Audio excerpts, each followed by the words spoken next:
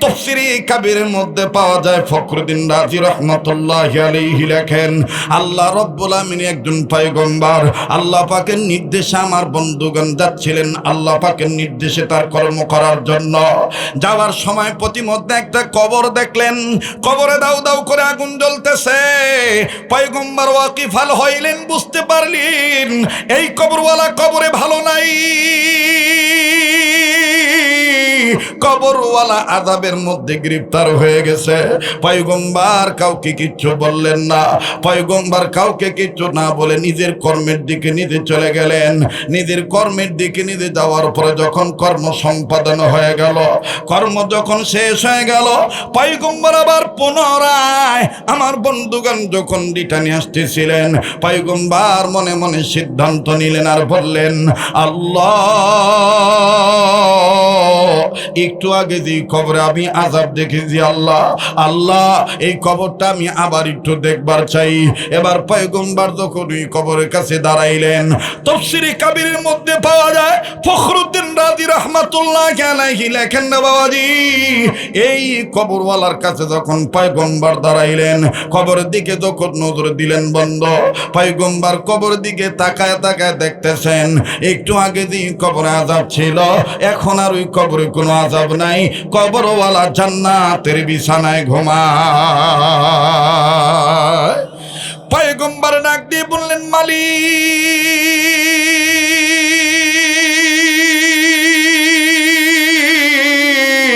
আল্লাহ,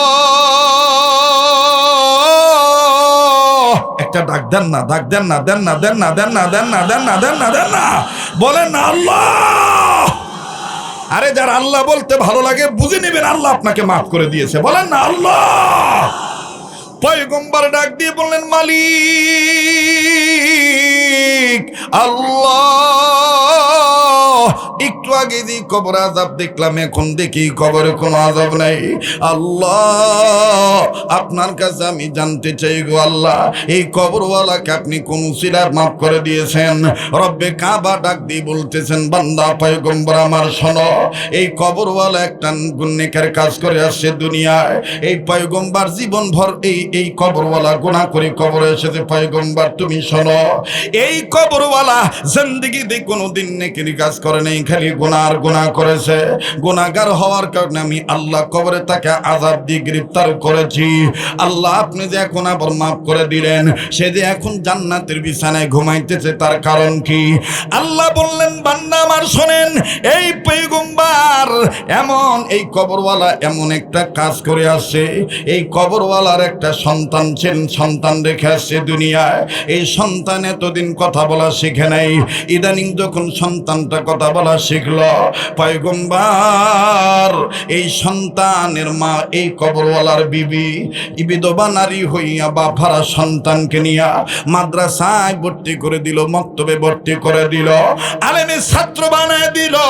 আর তার উস্তাদ যখন আলেম ছাত্র পাইল, আলেম মানুষ এই এতিম বাচ্চাটাকে ছাত্র হিসেবে পাইয়া এতিম বাচ্চার জন্য জীবনের প্রথম একটা সবক শিক্ষা দিল, যে শিক্ষাটা ছিল আমার কালামে হাকিমের শিক্ষা।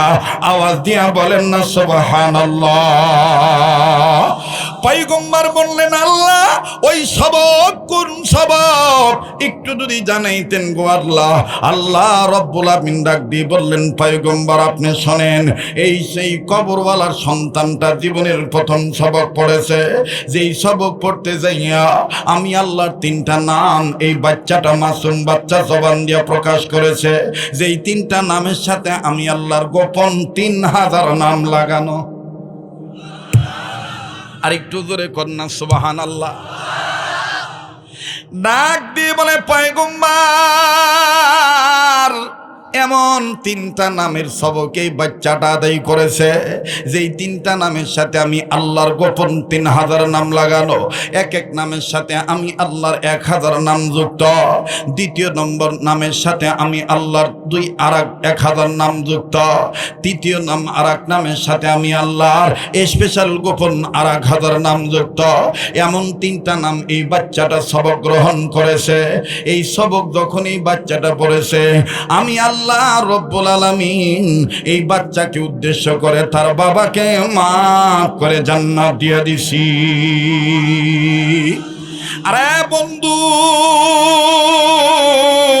এই দারুল উলুম মারকাজুল কোরআন মাদ্রাসাতে সবকটা পড়ানো হয়। ঘাবড়াবেন না বাজার, কোনো দিকে নজর দিবেন না।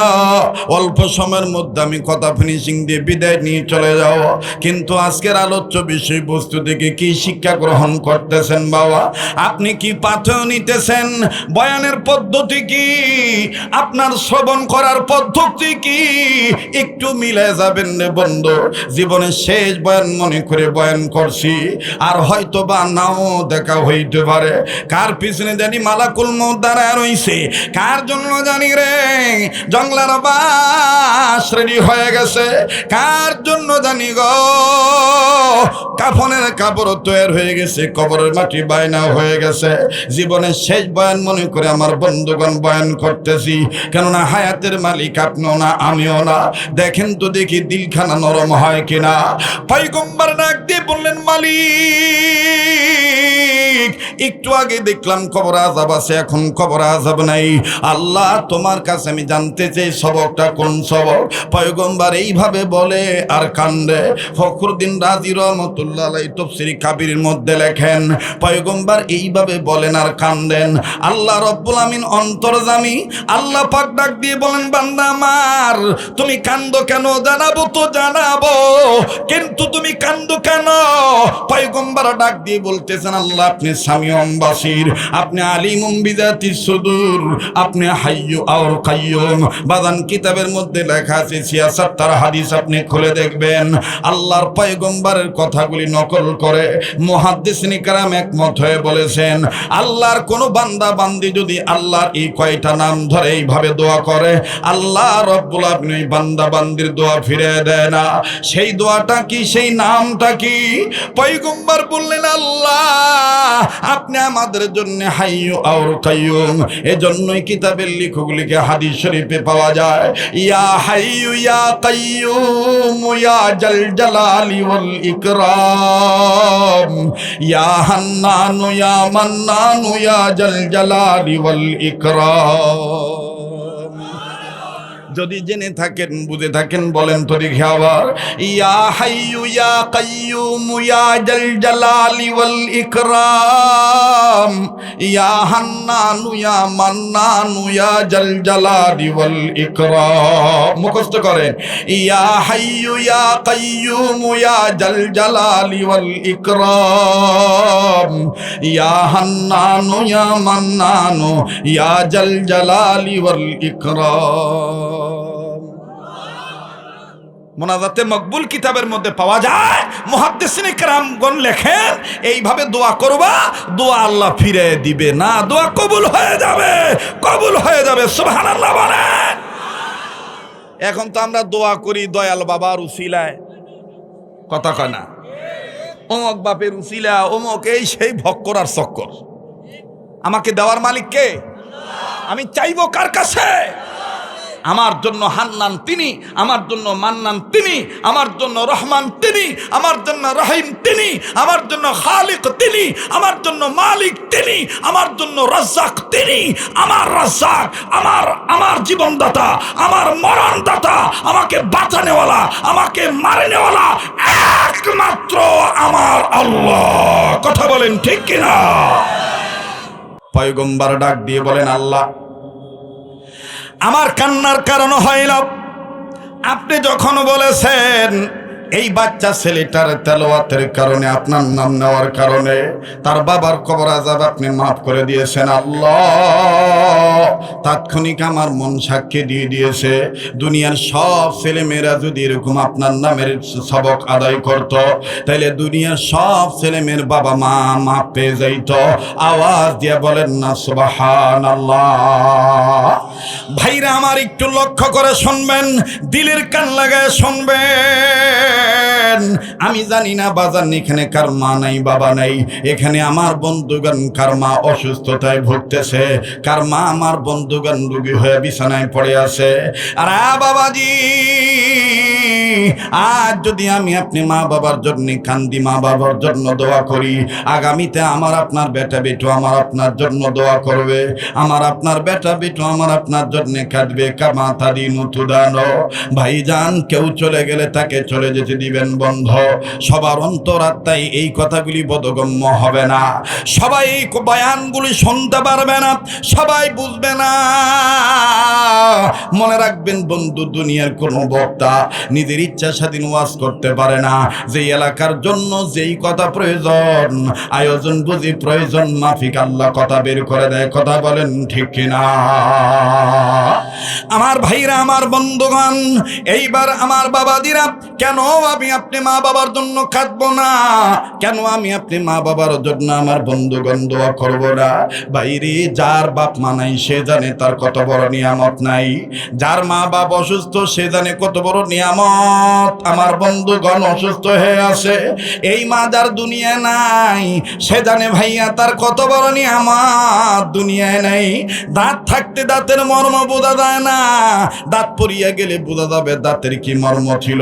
ভাইজান, 2 মিনিটে শুধু আমি একটু টাচ দিয়ে যাই, আশেপাশে হয়তোবা আপনারা এই কথা শুনিয়া থাকতে পারেন আমার বন্ধুগণ, অথবা ক্যাসেটের মাধ্যমে শুনিয়া থাকতে পারেন।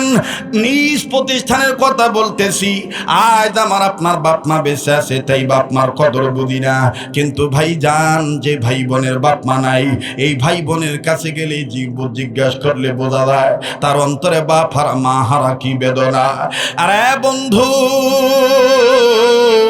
নিজ মাদ্রাসার কথা আমি 2 মিনিটে শুধু টাচ দিয়ে যাই। দেখরে বন্ধু, বাবা কত বড় নিয়ামত, মা কত বড় নিয়ামত। আসরের নামাজ পড়ার পরে নিজ মাদ্রাসার বারান্দায় দাঁড়াইয়া ছেলেদের খেলা দেখতেছি, ছাত্রদের খেলার দৃশ্য দেখতেছি, খুবই ভালো লাগতেছিল।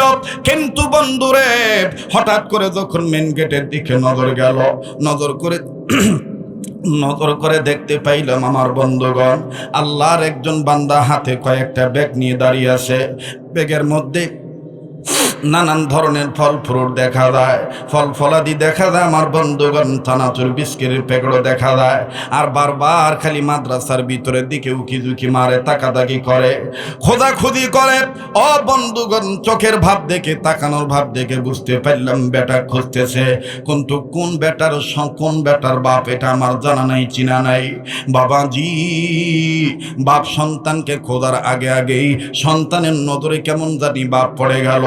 5-7 জন ছাত্রের মধ্যে হতে আমার বন্ধুগণ একজন ছাত্র কেমন জানি খেলা বাদ দিয়ে দিল, নিজের গায়ের বিভিন্ন অঙ্গের ধুলাবালি ঝাড়তেছে। আমার ভাইরা, নজর করে দেখতে পাইলাম পরনের গেঞ্জি ঘামের পানিতে ভিজে গেছে, নোংরা শরীর, ময়লা ধুলাবালি লাগানো, ধুলাবালি ধারে ঘাম মুছে। আর ছাত্র ভাইদেরকে ডাক দিয়ে বলে, আমি আর আজকে খেলবো না। ওই যে আমার আব্বা এসছে, আমি আমার আব্বার কাছে যাই। আব্বা আমার ট্রাক চালায়, আব্বা আমার ড্রাইভার মানুষ, ইচ্ছা করলে আব্বা আসতে পারে না, আব্বা বিভিন্ন দেশ থেকে গাড়ি চালায়। এই যে আমার বাবা এসছে, বাবার কাছে চলে যাই। ভালোই লাগলো তার বাচন ভঙ্গি। ও বাবাজি, আমি দেখতেছিলাম বাব্বাটার আদর দৃশ্য, কিন্তু সেই দিন একটা দৃশ্য আমার বন্ধুগণ দেখাবাদ করেছে, অন্তরাত্মায় মুতাআসসার হয়ে গেছি, প্রভাব বিস্তার করেছে। আহারে, বাপ কত বড় নিয়ামত আমার বন্ধুগণ।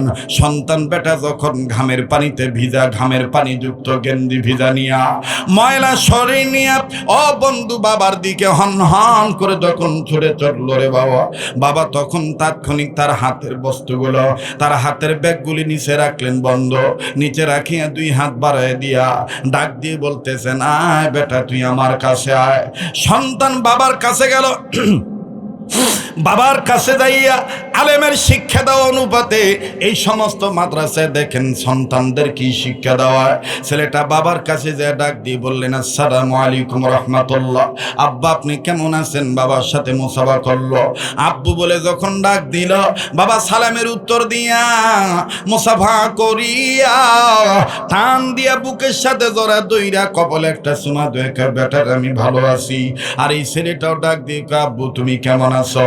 বাপ বেটার আদর দৃশ্যটা খুব চমৎকার লাগতেছিল, কিন্তু বাজান রে আল্লাহর কসম করে বলি, যেই বারান্দায় দাঁড়াইয়া বাপ বেটার আদর দৃশ্য দেখতেছিলাম, ওই একই বারান্দায় আমার থেকে কয়েক গজ দূরে আমার বন্ধুগণ একজন সন্তান 11-12 বছর বয়স হবে। আমার জানা ছিল না যে এই বাচ্চাটার বাবা নাই, সন্তানটা এতিম সন্তান।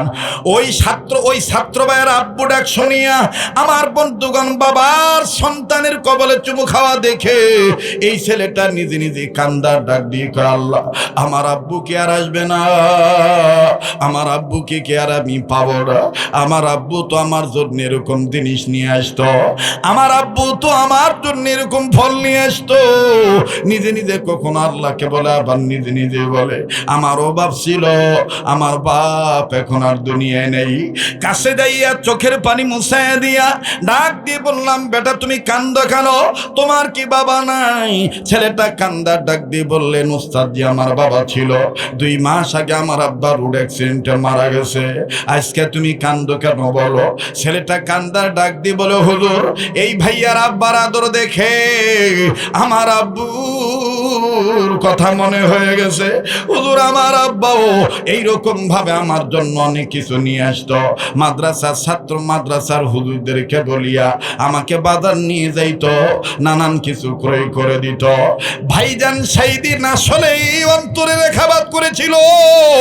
আল্লাহকে বলতেছিলাম, আল্লাহ যার নাই সে জানে হারানো বেদনা কি জিনিস, মালিক তোমার দরবারে শুকরিয়া দেই করি আল্লাহ আমার বাপ মা বেঁচে আছে। ভাইজান এই জন্য যার বাবা মা নাই সে জানে তার কত বড় নিয়ামত নাই। এইবার পয়গম্বর কান্দার বললেন, আল্লাহ আমি কাঁদতেছি, কান্নার কারণ হলো তুমি জানো। এরপরে যত জিজ্ঞেস করলা, এই বাচ্চার বাবার কবর আযাব তুমি মাফ করে দিয়েছো, বাচ্চা তোমার কালামের সবক আদায় করেছে। আল্লাহ দুনিয়ার সব বাবা মার কথা চিন্তা করে আমি কাঁদতেছি। আল্লাহ গো এখন আপনি বলেন এই সবকটা কোন সবক? ভাইরা আমার আমি আপনাদেরকে বলতেছি, সুলতান মাহমুদের কথার আগে ফিনিশিং দিয়ে নেই। এবার সুলতান মাহমুদ গজনবীকেও তৎকালীন সময়ের আল্লাহওয়ালা স্বপ্ন দেখলেন, স্বপ্নের মাধ্যমে জিজ্ঞেস করলেন, ও সুলতান মাহমুদ গজনবী তোমার সাথে তোমার আমার আল্লাহ কি ব্যবহার করেছে? সুলতান মাহমুদ গজনবী ডাক দিয়ে আলহামদুলিল্লাহ, আল্লাহ আমাকে মাফ করে দিয়েছে, জান্নাত দিয়ে দিয়েছে। ডেকে ডেকে বলতেছে কারণ কি, কোন উসিলায়? সুলতান মাহমুদ গজনবী বলতেছেন, আমার তেমন কোনো বড় আমল নাই, তবে আমি একটা আমল করতাম। আমার হায়াতের জিন্দেগিতে কোনোদিন আমি কোরআনকে অসম্মান করি নাই। কোরআনুল কারীমকে সম্মান করার কারণে আল্লাহ পাক রব্বুল আমিন আমার ইজ্জত বাড়ায় দিয়েছে। দুনিয়া তো আল্লাহ ইজ্জত দিয়েছেন, আখিরাতের কবরে জিন্দেগি তো আল্লাহ জান্নাত দিয়ে দিয়েছে। আমার কলিজার টুকরা যুবক বন্ধুরা, বাবার বয়সী মুরব্বীরা, পর্দার অন্তরালে পরম শ্রদ্ধেয়া পর্দানিসীন আমার মা ও বোনেরা, আশিকিন জাকিরিন মুহিব্বিন সালিকিন মুজাহিদ বাবারা ভাইরা, পাশাপাশি স্কুল কলেজ ভার্সিটি মাদ্রাসায় অধ্যয়নরত আগামী প্রজন্মের যিনারা সোনালী সন্তান হওয়ার প্রচেষ্টায় আছেন, আমার হৃদয়ের স্পন্দন সোনার চান যুবক ছাত্র সমাজ, ছাত্র ভাইরা, কচিকাচা সোনার মানিকেরা, আল্লাহ জাল্লা শাহনুর দরবারে লাখো কোটি শুকরিয়া আদায় করে যে মহান মালিক আমাকে আপনাকে বা'দাল ইশা পবিত্র কোরআনুল কারীমের মজমায় বেহেশতের বাগানে উম্মতের আলেমদের মজলিসে নেক বান্দাদের সোহবতে নেক কাজে যে আল্লাহ পাক শরীক হওয়ার তৌফিক দান করছেন, সেই মহান মালিকের দরবারে কালিমাতুশ শুকর আদায় করি, গোলামের পরিচয় দিয়ে সবাই বলি আলহামদুলিল্লাহ। হাদিস শরীফের মধ্যে আছে, রাসূল করিম সাল্লাল্লাহু আলাইহি সাল্লাম বলেন, আমার কোনো উম্মত যদি খাদ্য খাওয়ার পরে ইমানের সহিত আল্লাহকে খুশি করার জন্য একবার যদি বলে আলহামদুলিল্লাহ, আল্লাহ পাক সাথে সাথে ওই বান্দাবান্দির জীবনের সমস্ত সগীরা গুনাহগুলি মাফ করে দেন। এটা আওয়াজ দিয়ে বলেন আলহামদুলিল্লাহ। সবকিছু শুরুতে জানতে চাই, আমার প্রিয় মাতৃভূমির আমার রক্তের ভক্ত আত্মার আত্মীয়, অন্যান্য বক্তাদের চাইতে আপনাদের প্রতি আমার অধিকার বেশি, কারণ আপনাদের মাটি ও রক্তের সাথে আমার একটা সম্পর্ক আছে, কারণ কিয়ামত পর্যন্ত এটা থাকবে ইনশাআল্লাহ। তো আত্মার আত্মীয় রক্তের ভক্ত হিসেবে আমি সবার কাছে জানতে চাচ্ছি, প্রিয় বাবারা, ভাইরা আমার, প্রিয় নওগাঁবাসী, আপনারা সবাই কেমন আছেন? আমি আপনাদের দোয়ার বরকতে আলহামদুলিল্লাহ ভালো আছি। আমাকে ক্ষমা করে দিবেন, অনেক লম্বা সময় আমি আপনাদেরকে দিতে পারবো না। শুধুমাত্র আমার স্নেহের মাওলানা আব্দুল সালাম সাইফির অনুরোধে আপনাদের সাথে দেখা করতে আসছি, দোয়া নিতে আসছি। ইনশাআল্লাহ আমি যথাসময়ে কথা ফিনিশিং দিয়ে দোয়া করে একসাথে বিদায় নিয়ে চলে যাব ইনশাআল্লাহ। এই জন্য বিনয়ের সহিত বলছি, আপনারা সময়কে নষ্ট করবেন না, সময়কে খুব গুরুত্ব দিবেন। এবার আসেন, আমাদের এখানে আলোচনা করেছেন আমার আর এক স্নেহের বাংলাদেশের নবযুগের তরুণ উদীয়মান আলোচক, আমার অত্যন্ত মহাব্বতের হাফেজ মাওলানা মোহাম্মদ সালেহ আহমদ এনাম, সিরাজগঞ্জের কৃতি সন্তান। উপস্থিত হয়েছেন আমাদেরই হাতে গড়া সন্তান, নওগাঁ জেলার কৃতি সন্তান হযরত মাওলানা ফরহাদ হোসেন আসাদি মল্লিকপুরী। আমার বাম পাশে বসে আছেন আমার ভাই, যখন মান্দাতে কেউ চিনত না তখন আমাকে মানুষের সাথে পরিচয় করাই দিতেন, হযরত মাওলানা আতাউর রহমান সাহেব সহ অনেক উলামায়ে কেরাম আছেন, গণ্যমান্য ব্যক্তিবর্গ আছেন, রাজনীতিবিদগণ আছেন। আমরা সবার জন্য দোয়া করছি। আমি দোয়া করছি, যেহেতু আল্লাহ আমাকে প্রতি বৎসর গন্তির বাহিরে যখনই আদেশ হয় তখনই আমাকে মক্কা মদিনায় যেতে হয়। আল্লাহ যেহেতু আমাকে বারবার কাবা ধরায়, এই জন্য সেই মক্কা মদিনার আশেক হয়ে আমি দোয়া করছি, আল্লাহ প্রত্যেক ওলামায়ে কেরাম, গণ্যমান্য ব্যক্তিবর্গ, সুদী সমাজ, আল্লাহ সবার হায়াতের মধ্যে ভরপুর বারাকা দান করেন। এত আসতে বললেন আমিন, আবার বলেন আল্লাহুম্মা আমিন। আল্লাহ আপনি আমাদের অতীতকে মাফ করে দেন। বাবা, অতীতে গুনাহ নাই? তাইলে বলেন না আল্লাহুম্মা আমিন। আল্লাহ আপনি আমাদের বর্তমান জীবনের ভুল ত্রুটিগুলি সংশোধন করে দেন। আল্লাহ আপনি আমাদের ভবিষ্যৎ জীবনকে আলোকিত করে দেন। আল্লাহ অত্র এলাকার সমস্ত কবরবাসীদেরকে জান্নাতবাসী করে দেন। আল্লাহ যারা হাসপাতাল ক্লিনিকের বেডে আছে, বাড়িঘরের বিছানায় রুগী হয়ে পড়ে আছে, তাদেরকে সুস্থ করে দেন। সকল জীবজন্তুর জন্য আপনি শান্তির ফয়সালা করে দেন। আয় মালিক, এখানে যারা আমরা উপস্থিত হয়েছি, এখানে যাকে আপনার পছন্দ, তার উসিলায় আজকের এই মজলিসকে আপনি ভরপুরভাবে কামিয়াবি দান করেন। মহতারাম হাজিরিন, আপনারা জানেন এই মাহফিলটা মাদ্রাসাকে কেন্দ্র করে, দারুল উলুম মারকাজুল কোরআন মাদ্রাসা। আপনারা বলেন তো দেখি, কোরআনুল কারীম সম্মানিত নাকি অসম্মানিত? সবাই বলেন, আবার বলেন। কোরআনকে সম্মানের কিতাব বানাইছেন কে? এই কোরআনকে সম্মান করলে আমাদের দাম বাড়বে না কমবে? আল্লাহ পাক বলেন, যারা এই কোরআনের ডাকে সাড়া দিবে, কোরআন দিয়ে রাষ্ট্র পরিচালনা করবে, কোরআন দিয়ে সমাজ ব্যবস্থা কায়েম করবে, কোরআন দিয়ে কোরআন সুন্নাহ মোতাবেক পারিবারিক জীবন গঠন করবে, যে এক কথায় কোরআন সুন্নাহর দিকে যারা অগ্রসর হবে, আল্লাহ বলেন সেই মানুষদেরকে আমি আল্লাহ মাফ করে দেব, জান্নাত দিয়ে দেব। আবার বলেন সুবহানাল্লাহ। আবার বলেন, কোরআনুল কারীম দামি করেছেন কে? রাসূল পাক সাল্লাল্লাহু আলাইহি সাল্লাম বলেন, আমার উম্মতের মধ্যে সেই উম্মত উত্তম উম্মত, যেই উম্মত নিজে কোরআনের শিক্ষা দীক্ষা নিজে গ্রহণ করে এবং অপরকে শিক্ষা দীক্ষা গ্রহণ করায়। সুবহানাল্লাহ বলেন। আজকে আমাকে এই দামি চেয়ারটায় বসতে দেখতেছেন, আমি কথা বলতেছি, এটা আমার কোনো এলেমের জোরে নয়। ওই যে কোরআন শরীফ একটু সুন্দর করে পড়তে পারি, কোরআন শরীফকে আমি মহাব্বত করি, কোরআনুল কারীমকে তাজিম করি। এজন্য কোরআনের বরকতে আল্লাহ পাক কোরআনের হামিলদের সম্মান আল্লাহ বাড়াই দিয়েছেন। এজন্য মাদ্রাসা ছোট হোক বড় হোক, প্রত্যেকটা মাদ্রাসা প্রতিটি মুসলিম এলাকার গ্রামগঞ্জের জন্যে এক একটি করে দুর্গ ক্যান্টনমেন্ট, ইসলামিক ক্যান্টনমেন্ট হলো মাদ্রাসা। কথা বলেন ঠিক কিনা? ক্যান্টনমেন্ট ঠিক থাকলে সমাজ ঠিক থাকে, গ্রাম ঠিক থাকে।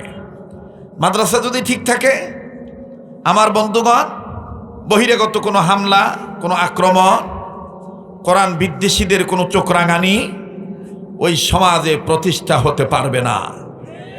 কথা আসতে বললেন, ভয় পাচ্ছেন নাকি? এখন কি আর সেদিন আসে নাকি? হ্যাঁ, অনেক বছর আমরা বাড়ি থেকে রওনা দিয়েছি, থানা থেকে ফোন গিয়েছে আপনি না আসলেই ভালো, আসি নাই।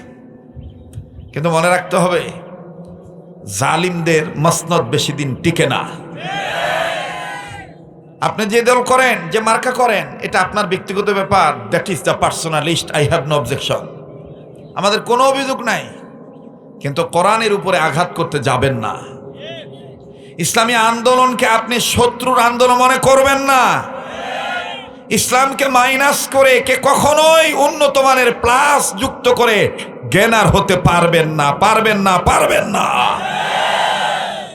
আমার বন্ধুগণ, এজন্য যে যে রাজনীতি করব, আমাদের সর্বপ্রথম পরিচয় হলো আই এম এ মুসলিম, আমি একজন মুসলমান। বলেন, আমি কি? মুসলমানের কাছে সবচাইতে দামি কিতাবের নাম হলো কোরআন। সবচাইতে দামি কিতাবের নাম কি? আবার বলেন, এই কোরআনকে সম্মান করলে দাম বাড়ায় দিবে কে?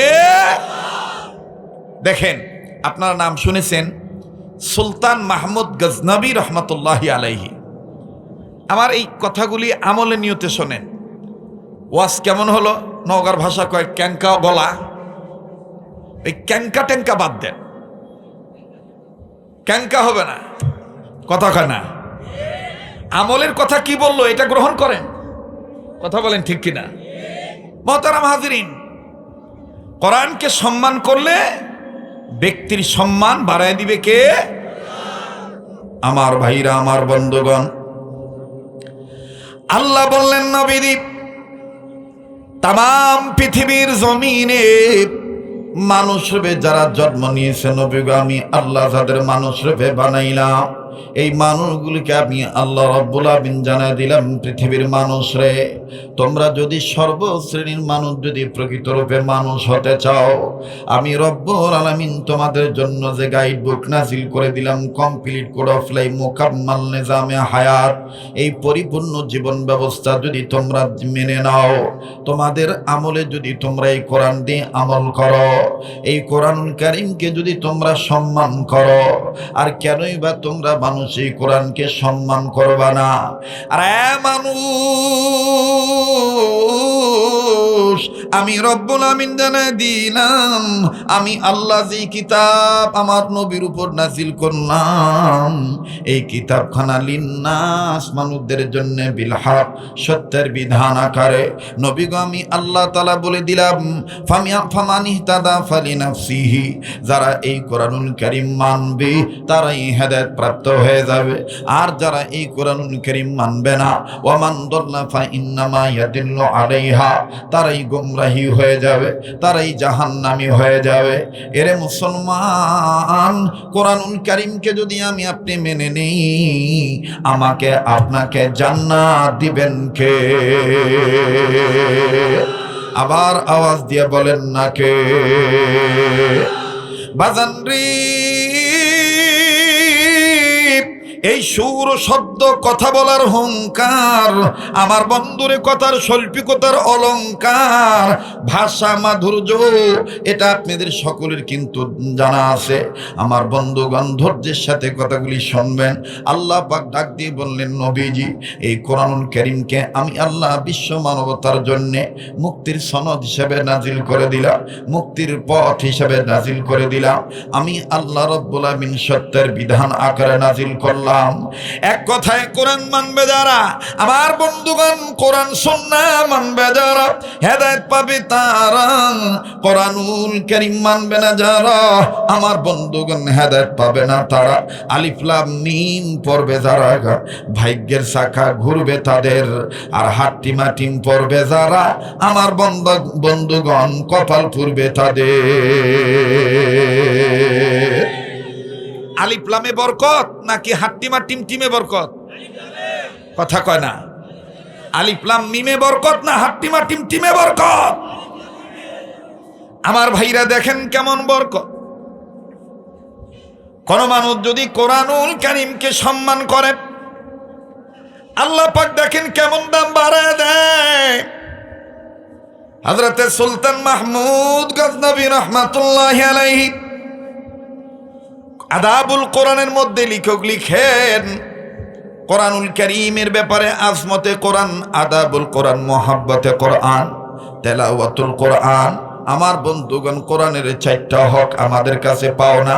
যারা আমরা ইমানদার, ইমানদারদের 1 নম্বর শর্ত হলো তারা কোরআনুল কারীম তেলাওয়াত করবে।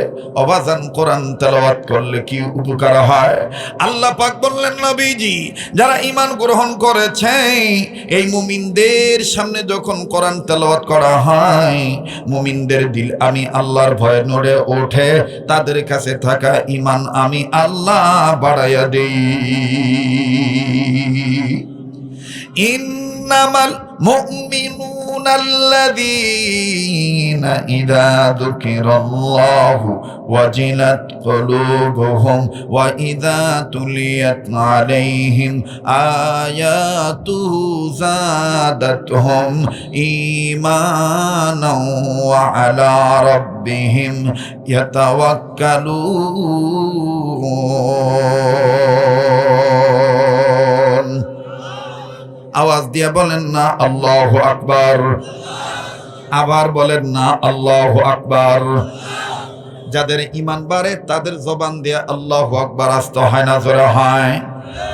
ওবাজান, ঈমান যারা আনছে, মুমিন যারা হয়েছে, তাদের সিদ্ধান্ত হলো জীবন চলে যাবে আল্লাহর আইন থেকে কোরআনের বিধান মানা বাদ দেব না। কথা বলেন ঠিক কিনা? আবার বলেন ঠিক কিনা? আল্লাহ আল্লাহ বলতে বলতে, নবীর প্রেমে চলতে চলতে, মরণ যেন হয় আমাদের, মরণ যেন হয়। ছাত্র সমাজ, যুবক ভাইরা বলেন না, আমাদের মরণ যেন হয় আমাদের। ঈমান নিয়ে মরতে হবে, সত্যিকারের মুসলমান না হয়ে মরা যাবে না। এটা কার কথা? বলেন বলেন। ইয়া আইয়ুহাল্লাযীনা আমানুত্তাকুল্লাহ হাক্কা তুকাতিহি ওয়া লা তামুতুন্না ইল্লা ওয়া আনতুম মুসলিমুন। আমাদের মরণ যেন হয়, আমাদের মরণ যেন হয়। বলেন, আমাদের মরণ যেন হয়, আমাদের মরণ যেন। যারা আসতে বলবে বা বলবে না, মনে করবেন এগুলোর ভিতরে ভেজাল আছে। কথা কয় না? এগুলোর ভিতরে কি আছে? ভেজাল আছে। ইসলামী আন্দোলনের কথা আমি বলবো, কোরআনের পক্ষে আমি বলবো, জীবন গেলে জীবন যাবে, কিন্তু বাতিলের কাছে মাথা নত করতে রাজি নয়। আমাদের মরণ যেন হয়, আমাদের। সামনের ভাইরা চুপ থাকেন দেখি তো, পিছনের ভাইরা কোরআনের পক্ষে না বিপক্ষে? আমাদের মরণ যেন হয় আমাদের। মাশাআল্লাহ, মোটামুটি আওয়াজ আছে। কেবা আমি কি বুড়ো হয়ে গেছি? কথা কয় না। হ্যাঁ, তা আপনারা বুড়ো হয়েছেন কেন? আল্লাহ পাক আমাদের সবাইকে কবুল করেন। আর একবার কোন আমিন। সবাই জবান খুলে বলেন না, আমাদের মরণ যেন হয় আমাদের। ফ্যানটা একটু আমার দিকে বন্ধ করে দিত ভাই, তাই তো কই ক্যারিংকে ধ্যার ধ্যার করছো কেন? হ্যাঁ, এদিক দাও, আমাকে ফ্যান দিও না, আমি গরিব মানুষ বাবা। ফ্যানের বাতাস সহ্য হয় না, এসির বাতাস সহ্য হয়। আল্লাহ কি গরিব বানাইছে বা, এই কষ্ট হইতেছে। অনেকদিন পর এসেছি, দিল খুলে কথা বলতে চাচ্ছি, অল্প সময় যেন ব্যাপক কথা আল্লাহ বের করে দেয়, বলেন না আমিন। আমাদের মরণ যেন হয়, আমাদের মরণ যেন হয়, আমাদের আল্লাহ আল্লাহ বলতে বলতে, নবীর প্রেমে চলতে চলতে মরণ যেন হয়, আমাদের মরণ যেন হয়, আমাদের দিনের পথে চলতে গিয়ে, দিনের পথে চলতে গিয়ে, হকের কথা বলতে গিয়ে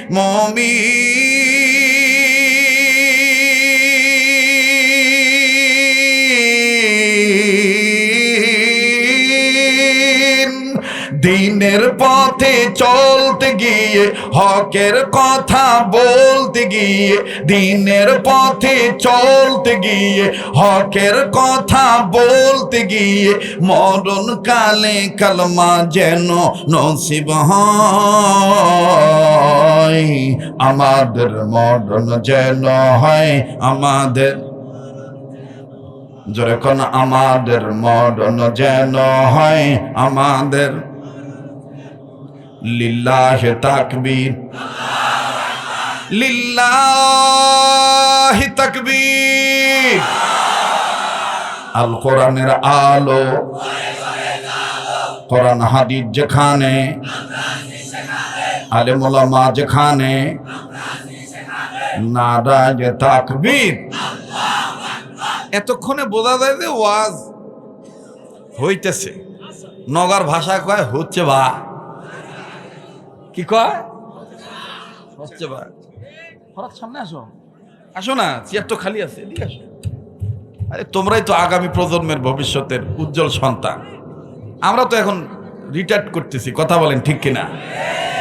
মহতারাম হাজিরিন, কষ্ট হচ্ছে আপনাদের? চলবে কি চলবে না বলেন? বলবো কি বলবো না? আবার বলেন তো আল্লাহু আকবার। কাজী নজরুল ইসলাম বলেছিল নওগাঁর ভাষায়, মনে করেন নওগাঁর ভাষা বলছিল, বা তোর গান তুই গাবু বা, কে শুনুক, শুনলে শুনুক, না শুনলে না শুনুক, তুই গাইয়াই যা, তুই গাইয়াই যা। এটা আবার সুন্দর করে কাজী নজরুল ইসলামের এই কথাটা আমাদের দেশের একজন শিল্পী বলেছিলেন, আমার গান আমি গেয়ে যাব, আমারই গান আমি গেয়ে যাব, যে শোনার শুনিবে, যে না শুনিবে সে আপন গতিতে চলিবে, আমারই গান আমি গেয়ে যাব। আমি কোরআনের কথা বলেই যাব, আমি ইসলামের কথা বলেই যাব, আমি হকের কথা বলেই যাব। যদি আমার দেশে সেই যুগ সন্ধিক্ষণ মোস্ট মডার্ন সিভিলাইজেশন, সেই সময়টা যদি আসে ভোট দেওয়ার, তাহলে আমি একজন মুসলমান হিসেবে ভোটটা যেহেতু আমানত, ফরজ ইবাদত, ইসলামের রাজনীতি, আমি তাকেই ভোটটা দেব যে কোরআনের পক্ষে থাকবে, রাসূলের পক্ষে থাকবে। কষ্ট হচ্ছে আপনাদের? বেদার হচ্ছে? আমার বন্ধুগণ, আমি কি কোনো দলকে কটাক্ষ করে বললাম? আমি একজন মুসলমান, আমি মুসলমান হিসেবে আমার নৈতিকতা, আমার জিম্মাদারি, আমার দায়িত্ব আমি প্রকাশ করলাম, কথা বলেন ঠিক কিনা? তাহলে একটু জোরে আওয়াজ দিয়ে বলেন তো আল্লাহু আকবার। নিজে তাকবীর দিবেন, ডান বাম লক্ষ্য করবেন কে তাকবীর দেয় না। আমাদের অবস্থা যেন এরকম না হয়, পয়সায় একই পয়সা, খালি উল্টা করলে শাপলা, আবার মানে সিধা করলে মানুষ, এরকম যেন না হয়। মুদ্রার এপিট আর ওপিট যেন না হয়। আমাকে বুঝতে হবে আমি মুসলমান, আমার জীবিত অবস্থা আমি কোরআন মানবো, মরার পরও আমি কোরআন নিয়েই কবরে যেতে চাই। মুহতারাম হাজিরিন, আবার বলেন, কোরআনকে সম্মান করলে আমার সম্মান কে বাড়িয়ে দিবে? বলেন কে? আল্লাহ পাক বাড়িয়ে দিবেন, সুবহানাল্লাহ।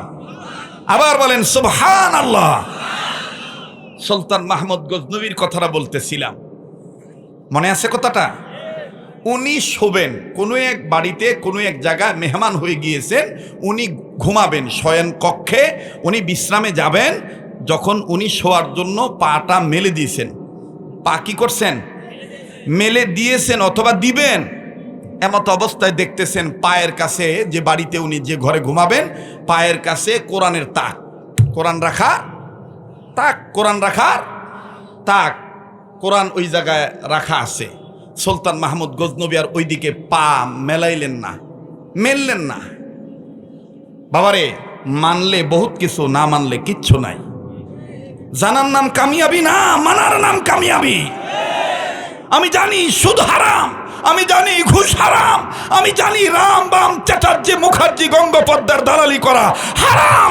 এরপরও যদি আমি হারামকে হারাম না বলি, তাহলে আমি মুমিন নয়, আমি মুনাফিক। মোহতারাম হাজরিন, সুলতান মাহমুদ গজনবী পা মেললেন না, উনি পা দুটো গোছাইলেন। গোছায় চিন্তা করতেছেন, আমার চাইতে কি কোরআনের দাম বেশি, না কোরআনের চাইতে আমার দাম বেশি? উনি চিন্তা করতেছেন। আপনারা বলেন কোরআনের দাম বেশি কিনা? বলেন বলেন, কোরআনের দাম। সুলতান মাহমুদ গজনবী ডাক দিয়ে বলতেছেন, আমার চাইতে কোরআনের দাম বেশি। এই জায়গায় কোরআন শরীফ আমি রাখতে পারবো না, এই জায়গায় আমি পা দুটি মেলে দিয়ে শুইতে পারবো না। বাবাজি কোনো দিকে কোনো নজর নেই। দেখেন তো দেখি দিলটা নরম হয় নাকি, এক ফোঁটা চোখের পানি আপনি ফালাইতে পারেন কিনা। হযরতে সুলতান মাহমুদ গজনবী রাহমাতুল্লাহি আলাইহি জগৎ বিখ্যাত একজন আল্লাহওয়ালা ছিলেন, ধনাঢ্য ব্যক্তি ছিলেন। কোরআনুল কারীমকে মানার কারণে আল্লাহ রাব্বুল আলামিন দেখেন তাকে কেমন জান্নাতি বানিয়ে দিয়েছেন। আরে ভাইজান, সুলতান মাহমুদ গজনবী রাহমাতুল্লাহি আলাইহি তিনি পা দুইটা মেললেন না, পা দুইটা আমার বন্ধুগণ গোছায় নিলেন। গোছায় নিয়ে সুলতান মাহমুদ গজনবী চিন্তা নিলেন, সিদ্ধান্ত নিলেন, চিন্তা করে দেখলেন, না না এই জায়গায় কোরআন আমি রাখবো না, কোরআনটা আমি পাশের ঘরে রেখে আসি। ভাইজান, এই কোরআনুল কারীমকে তিনি নিয়া বুকের সাথে লাগাইয়া তিনি যখন ঘর স্থানান্তর করতেছেন, অথবা জায়গা আমার বন্ধুগণ কোরআনের জায়গা যখন পাল্টাইতেছেন, সুলতান মাহমুদ গজনবী হাঁটি হাঁটি পা পা করে যখন পাশের ঘরে যাবে রে বাবা, কে জানি ডাক দিয়ে বলতেছেন, সুলতান রে, আসল সুলতানের কালাম তুমি জায়গায় থেকে অন্য জায়গায় নিয়ে যাচ্ছ, কোরআনের চাইতে কি তোমার দাম বেশি নাকি? একটা রাত্রের জন্য তুমি কি কষ্ট করতে পারো না?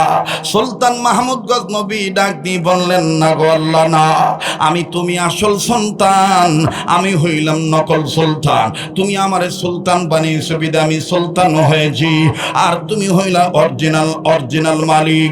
আয় আল্লাহ, আমি দুনিয়ার বাদশা হইতে পারি, কিন্তু তুমি বাদশার বাদশা, তুমি খালিকের খালিক, তুমি মালিকের মালিক, তুমি আমাদের জন্য রিজিক দাতা, তুমি আমাদের জন্য আইন দাতা, তুমি আমাদের জন্য বিধান দাতা। আল্লাহ, তোমার কালামকে আমি অন্য ঘরে রাখবো না, আজকে রাত্র না হয় আমি ঘুমাবো না। আরে নওগাঁ জেলার ভাইরা, মান্দা থানা, মহাদেবপুর থানার বাবারা ভাইরা, ইভেন রাজশাহী জেলার তানোর থেকে অনেক লোকজন এখানে এসেছেন, নওগাঁ সদর থানা থেকে অনেক লোকজন এসেছেন। গভীর মনোযোগে কথাগুলি শোনা চাই। সুলতান মাহমুদ গজনবী রাহমাতুল্লাহি আলাইহি কোরআনুল কারীমকে তিনি অন্যত্র নিলেন না, যেই জায়গায় ছিল কোরআন ওই জায়গায় রাখলেন। আমার বন্ধুগণ, সারা রাত তিনি ঘুমাইলেন না, নফল ইবাদত করে তিনি কাটিয়ে দিলেন। আমি শুধু বুঝাইতে চাই বন্ধুরে, কোরআনুল কারীমকে সম্মান করলে আল্লাহ রাব্বুল আলামিন আপনার সম্মান বাড়ায় দিবে। দেখেন কেমনে সম্মান বাড়ায় দেয়। এই সুলতান মাহমুদ গজনবী আমার বন্ধুগণ ইন্তেকাল করলেন কিতাবের লিখে। ইন্তেকাল করার পরে 1 বছর, 2 বছর, 3 বছর, 4 বছর, 5 বছর, 100, 200, 300, 400, 500, 600, 700, কোন লেখকগণ লেখেন 1000 বছর পরে সুলতান মাহমুদ গজনবীর কবরটা ভেঙে গেল, সুলতান মাহমুদ গজনবীর লাশ বের হয়ে গেল। বাবাজি, কবর থেকে যখন চতুর্দিকের মাটি ধসে গেল, মাটি সরে গেল, এলাকার লোকজন ডাক দিয়ে বলতেছে, হায় রে কার কবর? মাটি সরার পরে নজর করে দেখতেছেন কবরের মাটি সরে গেছে ঠিক, কিন্তু লাশটার কাফনের কাপড় এখনো পুরানো হয় নাই, ময়লা হয় নাই, কোনো দাগ লাগে নাই, যেমন নতুন তেমনই নতুন রয়ে গেছে। আরো আওয়াজ দিয়ে বলেন না সুবহানাল্লাহ। আমার ভাইরা, আমার বন্ধুরে, ওই সময়ের বুজুর্গ আলেমকে বলা হলো, ওস্তাদজি দেখেন তো দেখি লাশটার কাফনের কাপড় এখনো পুরানো হয় নাই, এই লাশটা কার হতে পারে? বুজুর্গ ডাক দিয়ে বলতেছেন, লাশটা না দেখি কেমনে বলবো, লাশটা আমাকে একটু দেখতে দাও। আমার বন্ধুগণ লাশটা যখন দেখার জন্য সুযোগ করে দেওয়া হলো, বুজুর্গ ডাক দিয়ে বলতেছেন, ওনার চেহারা দেখে মনে হইতেছে উনি আল্লাহওয়ালা, কাফনের কাপড় পুরান হয় নাই, ময়লা লাগে নাই, ওনার শরীর তো কোনো ক্ষতি হয় নাই, মনে হচ্ছে নতুন মারা গিয়েছি, মনে হচ্ছে গতকালকে বা গত বর্ষ মাটি দেওয়া হয়েছে। বুজুর্গ এবার আর এক বুজুর্গকে বলল, ভাইরা আমার, এলাকার প্রবীণ মুরব্বীরা ডাক দিয়ে বলল, ইনি নতুন কোনো ব্যক্তি নয়, এই কবরের বয়স হলো এত বছর, 1000 বছরের কাছাকাছি হয়ে গেছে। 1000 বছর পরে সুলতান মাহমুদ গজনবীর লাশটা বেরোইছে, লাশটা পচে নাই, লাশটার কাফনের কাফন পুরনো হয় নাই। আমার ভাইরা, এলাকার মানুষ সবাই অবাক হয়ে গেল, কি এমন আমল ছিল যার কারণে আল্লাহ রাব্বুল আলামিন তার কবরের মধ্যে তাকে ভালো রেখেছে? আর এক কবর যার জন্য ভালো হবে, তার জন্য আমার বন্ধুগণ সব ভালো হয়ে যাবে। কবরে যদি কেউ মাপ পেয়ে যায়, হযরত ওসমান বলেছেন, কবর হলো প্রতিটি মানুষের জন্য ইমিগ্রেশন কাউন্টার। ইমিগ্রেশন কাউন্টার যদি কেউ পার পেয়ে যায়, আমার বন্ধুগণ সব জায়গায় সে পার পেয়ে যাবে। কথা বলি। আর ভাইরা, ওই এলাকার মুরব্বীরা, আল্লাহওয়ালারা চিন্তা ভাবনা করতে করতে একজন বুজুর্গ বললেন, আল্লাহ যদি বুঝতে পারতাম কোন কারণে সুলতান মাহমুদ গজনবীকে এতদিন পর্যন্ত ভালো রেখেছেন, আল্লাহ তার কবরের জীবন ব্যবস্থাটা ভালো হয়ে গেছে, আল্লাহ গো যদি জানতে পারতাম।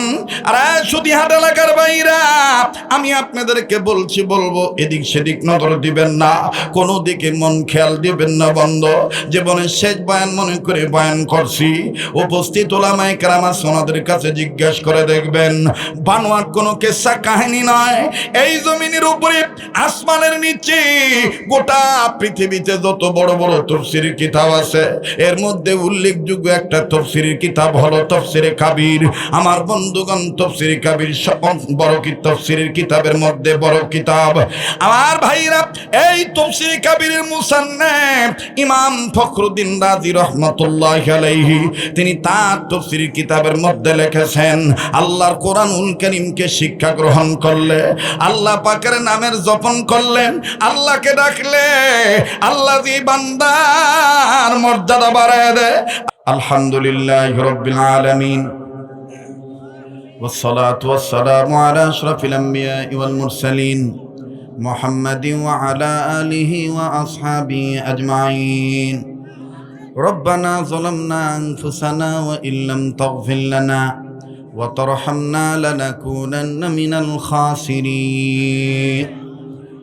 রব্বুল আলামিন, মুসাফির মানুষ কাবা ধরা হাত নিয়ে এই রজনীতে তোমার দরবারে হাত তুলেছি। আয় আল্লাহ, জীবনে কত মাহফিলে কত জায়গায় মোনাজাত করেছি, কোন মাহফিলের মোনাজাত তোমার দরবারে কবুল হইছে জান্নাই আল্লাহ। আজকের এই সুতিয়াট এলাকার দারুল উলুম মারকাজুল কোরআন মাদ্রাসার ঐতিহাসিক ওয়াজ মাহফিলের মোনাজাত তুমি ফিরাইয়া দিও না রব্বুল আলামিন। তাম পৃথিবীর যত জিন ইনসান কবরবাসী হয়ে গেছে, আল্লাহ তাআলা সমস্ত মুর্দা জিন ইনসান কবরবাসীদের জান্নাতবাসী বানিয়ে দাও।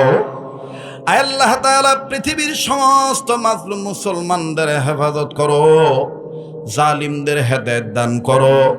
আমার দেশের সরকার, প্রশাসন, জনগণ সবার অন্তরে দ্বীনের সহি বুঝ পয়দা করে দাও রব্বুল আলামিন।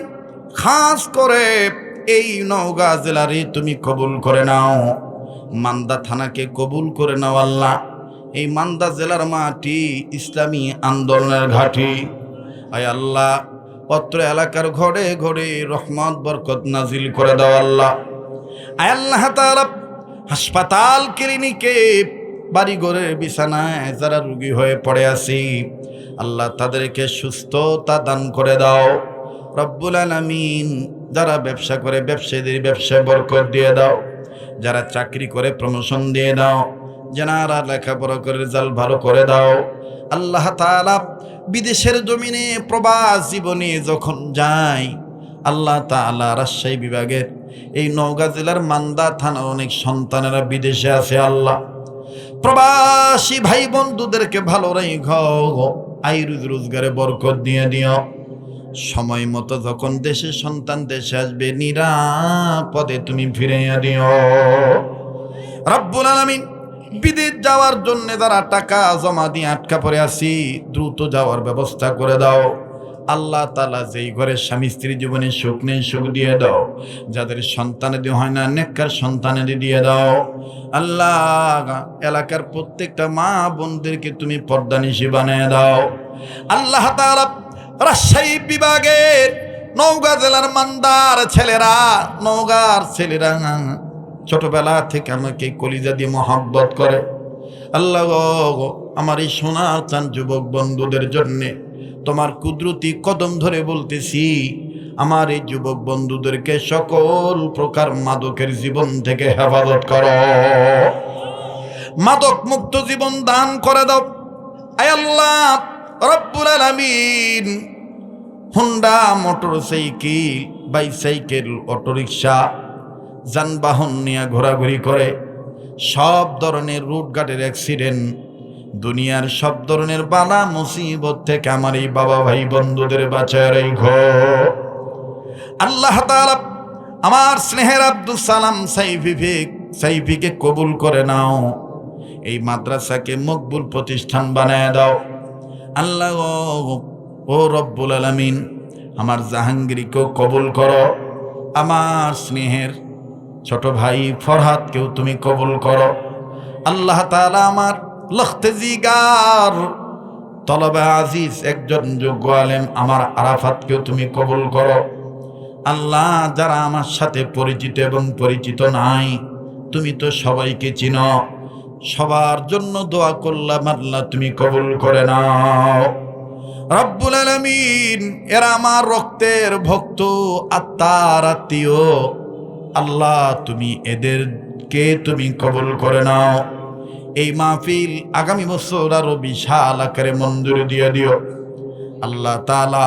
ও আল্লাহ, হাত নামাইতে মনে চায় না আল্লাহ গো, যা চাইতে পারলাম তুমি দিয়ে দাও, যা চাইতে মনে নেই তাও দিয়ে দিও, যা বলতে পারলাম কবুল করে নিও, যা বলতে ভুলে গেছি মনে নাই তাও কবুল করে নিও আল্লাহ।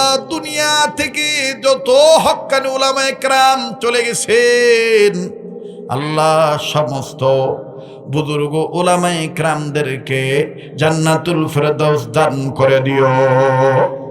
বিশেষ করে কোরআনের পাখি মরহুম মাওলানা দেলোয়ার হোসেন সাইদি রহমতুল্লাহ আলাইহিকে জান্নাতুল ফেরদাউস দান করে দিও আয় আল্লাহ। মান্দা থানার মাওলানা নাদিরুজ্জামান রহমতুল্লাহ আলাইহি আল্লাহ, মাওলানা নাদিরুজ্জামানের কবরটাও জান্নাত বানিয়ে দিও। আরো যত উলামায়ে কেরাম আছে কওমিয়া, আলিয়া, চিশতিয়া, কাদরিয়া, নকশবন্দিয়া, সোহরাওয়ার্দিয়া, সমস্ত আল্লাহ ওয়ালাদের কবরটাকে জান্নাতুল ফেরদৌস বানায় দাও। খাস করে আমার পীর মুর্শিদ শেখুল ইসলাম আহমদ শফি রহমতুল্লাহ আলাইহি দরজাতকে তুমি বুলন্দ করে দাও। যত উলামায়ে কেরাম বেঁচে আছে তাদের হায়াত বাড়ায় দাও রব্বুল আলামিন। এখানে যাকে পছন্দ তার উসিলায় দোয়াগুলি কবুল করে নাও ইয়া আল্লাহ। ওলি আল্লাহর উসিলায় দোয়াগুলি কবুল করে নাও, নবীজির উসিলায় দোয়াগুলি কবুল করে নাও। তুমি আমাদের হইয়া যাও আল্লাহ, আমাদেরকে তোমার বানায় নাও। যে যেখানে যাবে যাব সই সালামতে পৌঁছে দিও।